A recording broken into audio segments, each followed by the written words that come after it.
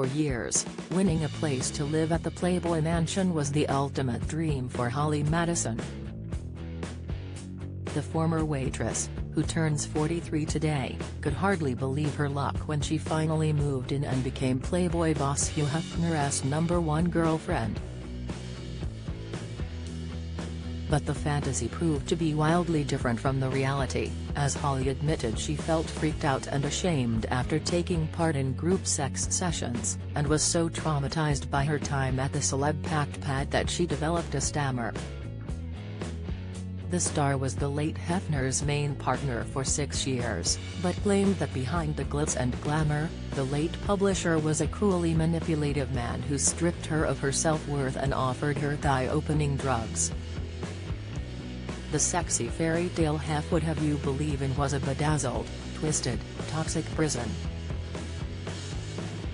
And I know that because I spent 6 years as girlfriend #1 to a man old enough to be my grandfather, said Holly, who was just 21 when she got with Hefner in 2001. How could I justify such a thing? I'm here for adventure, a once-in-a-lifetime experience. I'm here as a stepping stone to something else, I told myself. And then perhaps the biggest illusion of all, I'm here for love.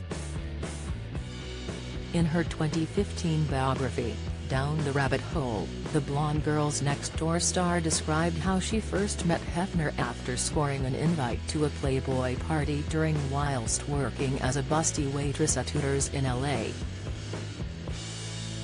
Having moved from Oregon to study at college and make it as an actress, she hoped the invite could at least secure her an audition for the magazine. The dress code specified sleepwear, so she spent what little money she had on a black corset, garter belt, stockings and a short silk robe, and soon found herself partying alongside many Hollywood stars. However, she wrote that the host was slumped in a corner, leading Holly to wonder if he was senile.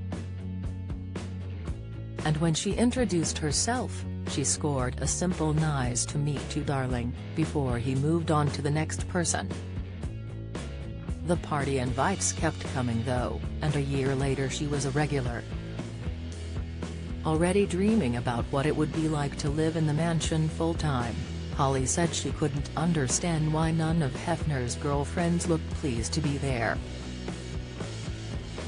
She wrote, his harem of girlfriends would trickle down to take their seats next to Hef at the dining table. I could never understand their lack of enthusiasm.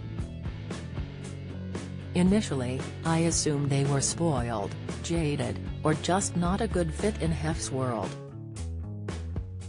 This may sound naive, but I didn't immediately realize that they were actually required to sleep with him. With the lease on her apartment about to end and her acting career still a non-starter, she decided that becoming a girlfriend could be the answer. She got her big break when Hefner invited her to a club night with 6 other women. However, despite the glamour of their all-expenses-paid VIP area, she described her companions as looking vacant. Then she claims Hefner held out his hand and offered her sedative pills called Quaaludes, explaining they used to call them thigh openers in the 70s. She declined, but on the car journey back, one of the girls warned her they were all expected to join Hefner in bed. Reluctant to relive what happened next in detail, Holly admitted she was drunk and woke up the next morning feeling freaked out and ashamed. But she was desperate for somewhere to live, and despite what had happened, the next morning she asked Hefner if she could move in. It soon became clear that life at the mansion was very different to what she'd imagined. The grand staircase was covered in pee stains from his 9 dogs, and there was a strict routine, with the girls required to attend club nights on Wednesday and Friday, followed by a buffet dinner and movie night on Saturday and a pool party on Sunday. When they did get time off, the girlfriends had to be back at the mansion by 9 p.m. The worst part, according to the reality star, was the way Hefner allegedly tried to turn the girls against each other to create the impression that he was being fought over.